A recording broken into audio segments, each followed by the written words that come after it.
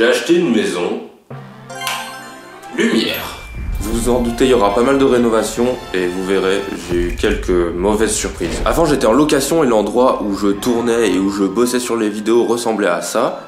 C'était quand même assez grand, mais avec le stockage du matos, les trépieds, les lampes et tout le bordel, à des moments c'était assez compliqué de bosser et de filmer en même temps. Et surtout j'avais pas d'atelier, donc compliqué pour faire des projets un peu plus mécaniques ou un peu plus manuels. Ici je suis dans la future partie studio, il y aura un grand espace pour filmer et bosser sur les projets. Et j'ai enfin un garage, ici ça va être la partie stockage des outils. Plus tard je mettrai aussi des machines quand j'aurai assaini l'endroit.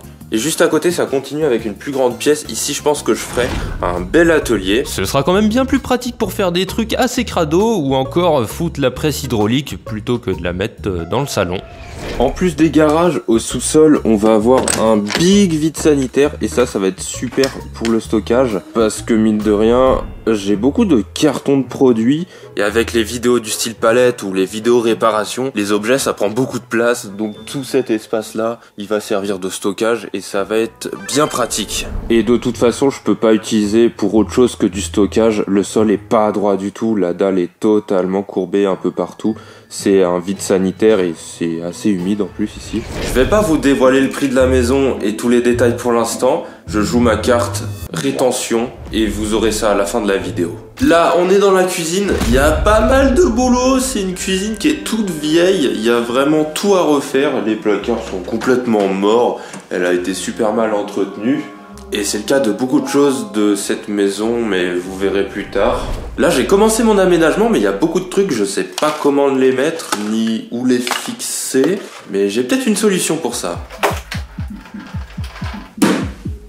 Faut que je réinstalle ma bambou à 1. Vu qu'elle est super rapide à monter, je vais pas trop perdre de temps. Une fois que c'est fait, j'ai plus qu'à remettre mes bobines dans l'AMS, elles vont être automatiquement détectées. Plus qu'à ouvrir l'app, choisir ce que je veux imprimer, lancer l'impression, et la machine s'occupe du reste, elle va faire son auto-leveling, ses réglages et lancer l'impression. Le premier objet est fini d'imprimer, il s'est imprimé super bien, toujours aucun réglage, et il va me servir tout de suite pour fixer mon aspi au mur. Premier objet validé, ça fonctionne super bien. Ça c'est fait, maintenant je vais lancer cette impression. Mais je vais changer de couleur et j'ai même pas besoin de changer le filament parce que grâce à l'AMS je peux le choisir directement. C'est fini d'imprimer, c'est sorti super clean, comme d'hab. Ça s'emboîte tout seul, je vais enfin pouvoir ranger tous mes accessoires d'aspirateur. Là j'ai imprimé un support de serviette, tout est imprimé en une seule pièce. Je l'installe et ça marche bien, ça tient la serviette et elle s'enlève. Prochain objet, j'en avais marre d'avoir à poser mon Apple Watch sur le chargeur et qu'il traîne comme ça. Alors grâce à ce petit support imprimé en 3D, ça règle complètement le problème, c'est beaucoup plus pratique comme ça. Tous ces objets utiles, c'est qu'un exemple de ce qu'on peut faire avec les machines de Bamboo Lab. La limite, c'est déjà ce qu'il y a sur l'app, mais je vous rassure, il y a beaucoup de design. Et ensuite, pour ceux qui savent modéliser, c'est votre imagination. Après là, la A1, elle est vraiment très bien pour débuter, niveau budget et niveau fonctionnalité. En plus, il n'y a quasi rien à faire, il n'y a pas de prise de tête.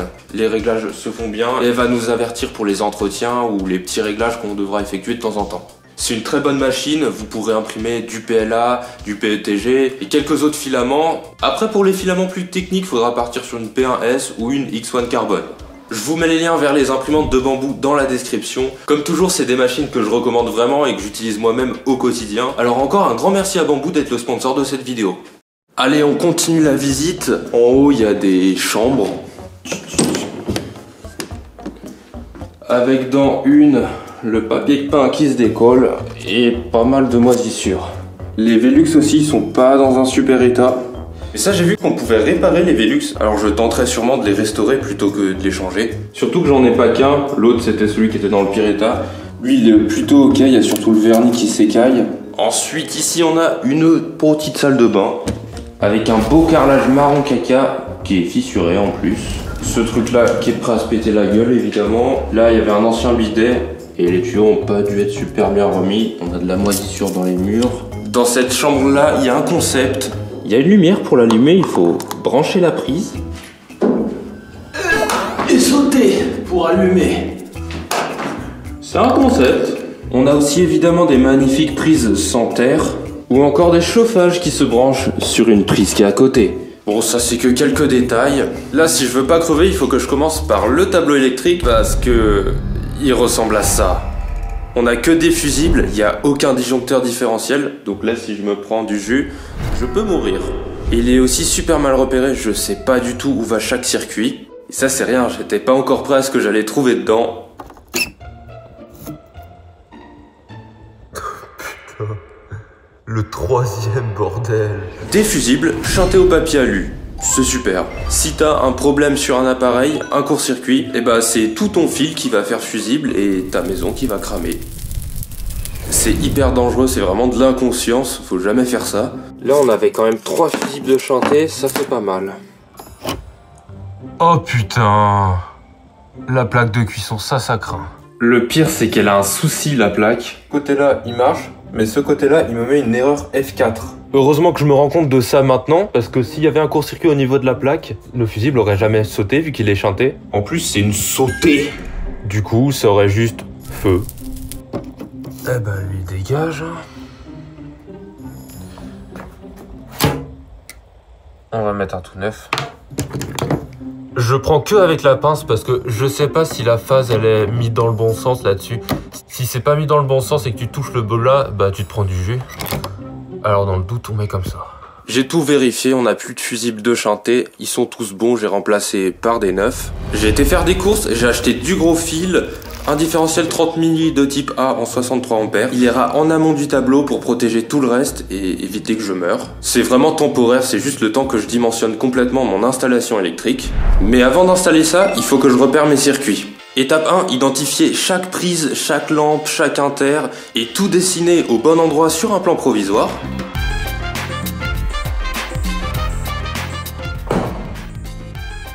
Ensuite, il faut savoir quoi est relié à quel fusible. Pour ça, j'ai acheté un tracker de circuit. Le petit bout, il va sur la prise et il permet de la tester, voir si tout est bon. Ah, elle est bonne. J'ai quasiment toutes les prises où la phase et le neutre sont inversées. Je sais pas pourquoi, mais c'est comme ça. De toute façon, à l'intérieur, les couleurs sont bonnes. Encore heureux. Et donc pour savoir à quel fusible ça va, le petit tombon on le met sur une prise et au niveau du tableau on vient avec le tracker et c'est censé biper vers quel disjoncteur ou fusible c'est branché. Mais ça marche pas super bien, c'est pas hyper précis. Après vu que c'est des fusibles, il y a que la phase, ça marche peut-être mieux avec des disjoncteurs où t'as la phase et le neutre qui vont au même endroit. Du coup j'ai trouvé une autre méthode, je coupe juste le courant d'un fusible et je regarde où il y a plus de courant. Lumière. Pas lumière. Et pour les prises, je fais avec le testeur de prise. À courant. À courant. Et ce petit machin là qui détecte sans fil. C'est vachement pratique, ça marche super bien et ça marche même sur le chamium. Tu bipes. Non, vraiment cet outil il est trop pratique pour repérer les chauffages et même les lumières quand t'as pas de lumière accrochée. J'ai fini par tout repérer, ça m'a pris pas mal de temps et il y a encore 2-3 fusibles, je sais absolument pas ce qu'ils font ni où ils vont. J'ai le principal donc je vais pouvoir passer à l'installation du différentiel.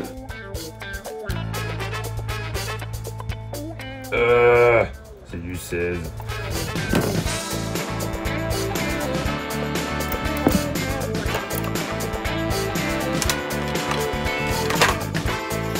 Wow.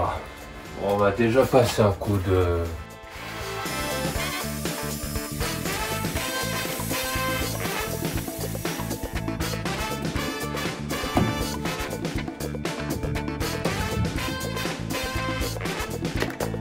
Maintenant, le plus compliqué, c'est de comprendre un peu comment tout ce bordel est branché ensemble. Là déjà, mon contacteur pour le chauffe-eau, c'est un truc en triphasé, et bah, mon compteur, il est en monophasé. Et au final, j'avais deux de mes disjoncteurs inconnus calés dessus, et le troisième, il était juste relié à rien. Donc je les ai virés, et puis j'en ai laissé qu'un à la fin. Pour trouver le nœud d'arrivée sur les nœuds communs, je fais ça au beeper, et j'ai un câble qui va de mon multimètre jusqu'à l'arrivée du gros disjoncteur. Donc là, je suis sûr que c'est lui au moins. J'ai fini de recabler à la zob le compteur. J'ai fait ça au mieux, hein. J'ai fait un peu comme c'était avant. Ça, c'est absolument pas légal, hein, d'avoir des fils qui arrivent là et ensuite de se repiquer autant que ça avec du 2,5 jusqu'au bout, au 32 ampères. Il va falloir que je refasse tout après. Mais là, j'ai refait comme c'était. J'ai juste, du coup, tout relié les entrées au diff de type A qui va aller sur tout ça. Et de toute façon, il n'y aura pas grand chose qui va être alimenté. Moi, je suis tout seul dans la baraque pour l'instant. Il n'y a pas de souci. Normalement, tout est bon. Alors, c'est parti. Et on espère que ça va pas sauter. Yes! C'est bon. Et si on le teste, il fonctionne. Super. Je risque de moins crever. Là, on est bon niveau norme. Ça doit respecter la NSC 1500. Maintenant, il faut que j'installe rapidement mon setup pour bosser sur les vidéos. Pour l'instant, j'ai déjà installé mon bureau avec le laptop qui est branché à un dock et mes écrans. La tour, je ne l'ai pas installée tout de suite, j'en ai pas vraiment besoin. Et de toute façon, elle marche limite moins bien que mon laptop. Du coup, je bosse là-dessus pour l'instant, c'est très bien. Et avec tout ça, j'ai pas encore tout ce qu'il faut pour bosser. Il me manque tout mon setup réseau. Faut que je remette en route le NAS pour les sauvegardes des vidéos et avoir accès aux archives. Et il faut évidemment que je remette en marche ma baie avec le switch réseau et les points d'accès. Et ça, c'est un firewall qu'il faudra que je reconfigure plus tard. J'ai pas encore eu le temps d'y toucher. Vu l'état de l'élec, vous vous doutez bien qu'il n'y a pas de réseau Ethernet. Je referai un réseau Ethernet, mais après, quand je referai l'électricité tout au propre. Pour l'instant, on va faire un truc temporaire.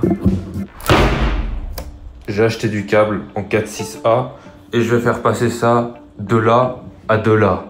Et de là à de là. Ici, ces gros murs porteurs, j'ai pas envie de percer. Du coup, je vais percer dans le montant de porte, vu que c'est du temporaire. Faut déjà que je regarde s'il y a du courant. Là, il y a un fil qui doit passer en haut ou juste dessous, je sais pas trop. Vers là, on a de la marge. Vers là, il n'y a pas. Bon, de toute façon, on verra bien s'il y a un fil au bout.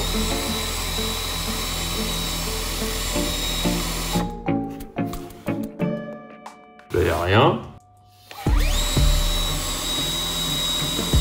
Là, il n'y a rien. Trou fait. Et il n'y avait pas de fil. Maintenant c'est parti, il faut que je passe mes câbles, je vais en passer 3, c'est vraiment le minimum. Un pour mon PC et les 2 autres ce sera pour les points d'accès Wi-Fi.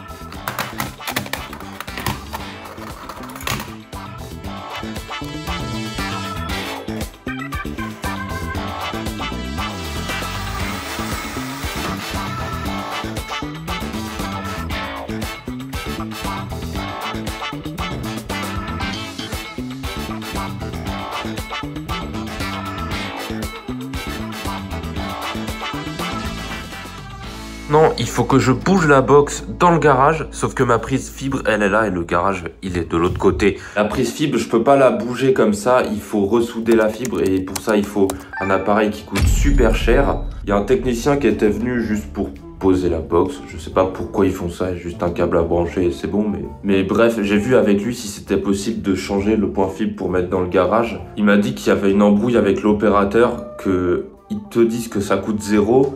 Et effectivement, ils m'ont dit que c'était gratuit, que ça coûtait 0. Sauf qu'en réalité, il m'a dit que ça coûtait 150 € et que l'opérateur te le facturait quand même. Mais ça, l'opérateur, apparemment, ils te le disent pas. Du coup, j'ai pas fait bouger la prise et je vais passer par un autre moyen. Je vais percer là. Le mur, c'est des parpaings comme ça. Du coup, je vais être ici. Faut surtout pas être au milieu, sinon t'as l'air d'un con. Et de l'autre côté, on devrait arriver ici, à peu près.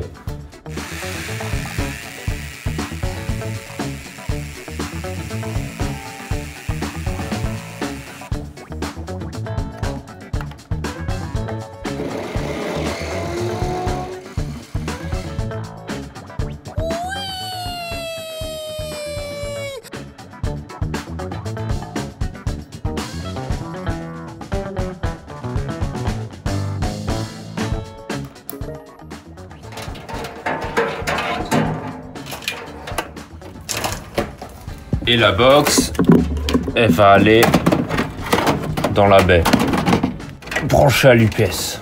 Là, on arrive à la partie bien chiante que je déteste. Il faut installer les prises RJ45 sur les câbles.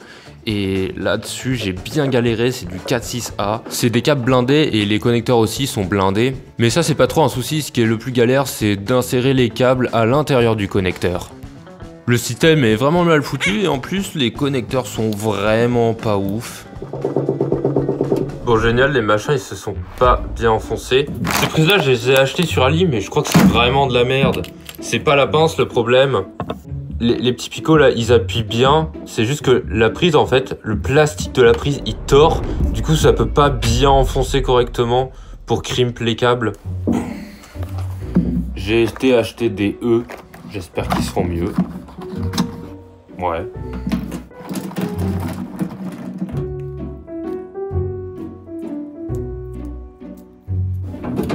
Pas oublier de mettre lui avant. Ok.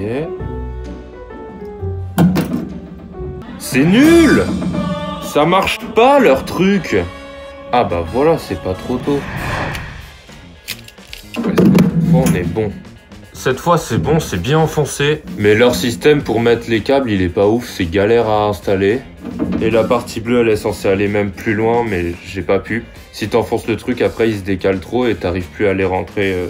Les prises Ethernet en catégorie 5 qui sont pas blindées comme ça, il n'y a aucune galère à les installer, c'est super simple. Mais là les 4.6A c'est un enfer. Maintenant faut que je fasse ça encore 5 fois.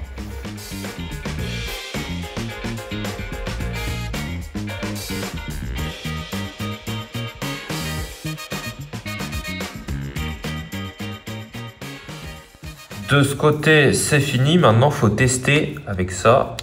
Tu mets un bout. Lui, il va là. Et de l'autre côté, ça va bien dans le même sens et il n'y a pas de décalage. Donc, on est tout bon. Celui-là, par contre, on n'est vraiment pas bon. Il y a des fils qui doivent être inversés. Cette prise-là, elle a l'air bonne. Et celle-là, par contre... Je crois qu'il y a un fil du dessous qui a été au-dessus, du coup ça a inversé. C'est pour ça que j'aime pas ces trucs à base de séparateurs. Ils peuvent changer de place comme ça et tu le remarques pas.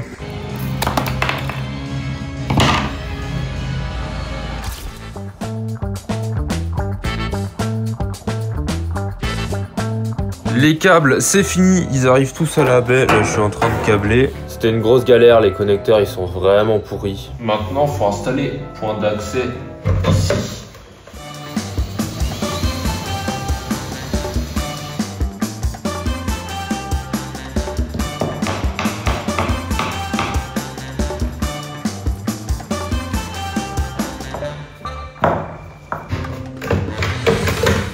Voilà. Cool. Maintenant, j'ai une cheminée Wi-Fi. La box est installée, j'ai mis le NAS, tous les câbles, ils vont là, ils sont branchés, le switch est allumé, on a bien du PoE. Ce point d'accès là, c'est bon, il fonctionne. Et celui-là aussi, c'est nickel. Maintenant, pour la sécurité et pour consommer un peu moins, je vais pouvoir couper le Wi-Fi de ma box dans la configuration. Hop là, il n'y a pas de trou. Maintenant, pour pas avoir des vieux câbles qui pendouillent, je vais les fixer avec des sortes d'attaches comme ça là. Des trucs bien temporaires.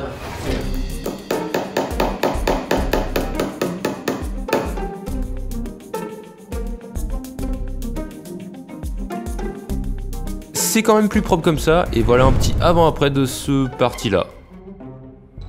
Maintenant que le minimum est fait pour bosser, je vais pas commencer par péter des murs, ni commencer la rénovation comme ça. Il faut que je planifie tout ça et il me faut une bonne base pour bosser et voir ce que je dois faire. Alors la première étape, ça va être de recréer les plans de la maison en numérique. Là, je fais ça sur AutoCAD. J'ai testé un peu les logiciels style Sweet Home ou les trucs en ligne, mais c'est tous de la merde. T'es hyper vite limité, pour de l'aménagement, ça suffit. Mais si tu veux faire un vrai truc, t'es obligé de partir sur des softs pro comme du AutoCAD ou du Revit.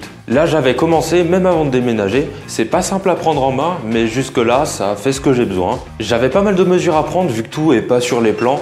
Et au mètre laser, ça marche super bien, c'est assez rapide.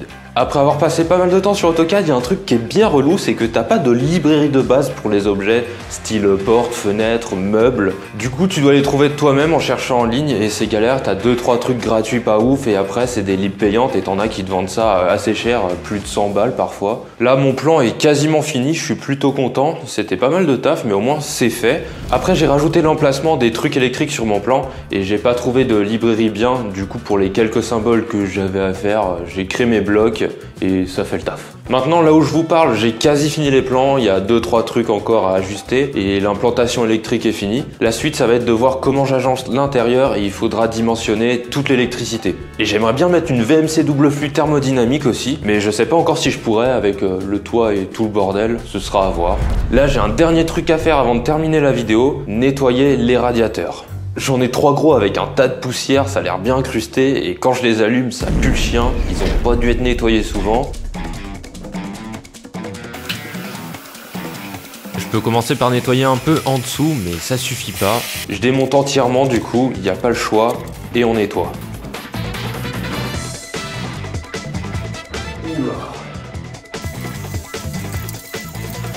Celui-là, vu que c'est le premier, j'ai un peu tout démonté, il n'y avait pas besoin de tout enlever. Mais je voulais surtout voir comment c'était à l'intérieur. Vu que c'est un inertie, on a des plaques en cailloux comme ça. C'est pour garder la chaleur longtemps et que ça diffuse après. Plus qu'à remonter et ça fait un radiateur qui puera plus le chien. Deuxième radiateur. Ça pas bien. Sur les fils souples, faut toujours mettre des connecteurs comme ça pour qu'il y ait la meilleure connexion possible et que ça se serre bien.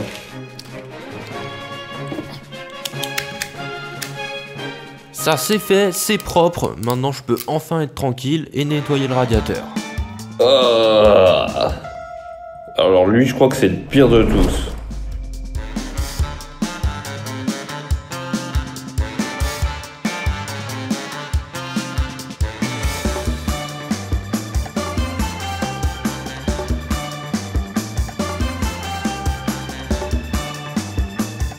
C'est tout propre, plus qu'à remonter et le réinstaller. Bon, j'ai pas filmé le dernier, du coup, réinstallation du troisième. Les parties visibles étaient aussi assez crado, du coup j'en profite pour passer un bon coup de nettoyage partout. Et maintenant j'ai des radiateurs nickel. Il y a un truc qui m'a bien étonné sur ces convecteurs, c'est leur prix. Ils datent de 2003, je vous laisse deviner combien un seul peut coûter, là comme ça. C'est bon, maintenant le vrai prix. Ouais, les anciens proprios ont acheté ça 2000 balles de 2003, le radiateur. Je m'attendais pas si cher pour des radiateurs, je pense qu'ils se sont fait douiller. Du coup, comme promis, pour le prix de la maison, ça m'a coûté autour des 230 000 € avec frais de notaire et frais d'agence. Évidemment, c'est un crédit sur 25 ans, j'ai bien galéré pour l'avoir, j'ai dû faire une dizaine de banques avant de tomber sur un conseiller qui comprenne mon dossier. En plus, j'avais fait un dossier super clean avec les chiffres, toute ma situation détaillée, un truc bien propre. Mais bref, t'as beau être clean, avoir des comptes nickel, si t'es pas en CDI, c'est toujours galère. Et du coup, pour l'achat, ça a été assez long. Entre les visites et l'aménagement, ça a pris environ 6 mois. Et pourquoi j'ai acheté? Là, il fallait soit que j'achète ou que je loue un local pour ma boîte. Alors, au prix de l'immobilier et des loyers, c'était bien plus intéressant pour moi d'acheter une maison. Et même avec des taux autour des 3-4%. Comme ça, là, j'ai un espace pour moi et un espace pour bosser correctement dans de bonnes conditions. Et je vais pas rentrer dans les détails ici, mais vu que je suis solo, je vais sûrement rénover une partie qui sera mise en location. Je sais pas encore si je vais faire quelques vidéos rénovation ou pas, on verra, dites-moi dans les commentaires au pire. Et sinon, il y en aura sûrement sur la chaîne secondaire pour des petits trucs intéressants, mais où j'ai pas envie de me prendre la tête à faire une vidéo travaillée. Merci à Bamboulab pour la collab, vous avez mon lien affilié dans la description, ils font de super machines. Je vous laisse, j'ai des plans à finir et des moisissures à gérer.